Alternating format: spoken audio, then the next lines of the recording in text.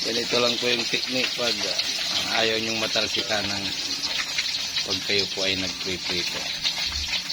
Lagyan nyo po ng parang monopod sa pagsisilpi. Ano? So, okay, hindi ka pa may initan. Dahil ang lakas ng apoy.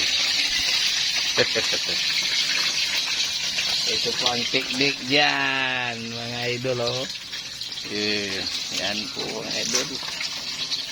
Ito lang ang technique. Oh, para kang makikipinsing nito.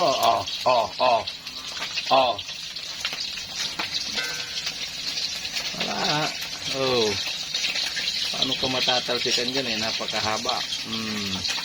DIY. Yan lang idol ha. Okay. Ayan, alam nyo na. Iwas talsik, iwas init ng katawan. Okay.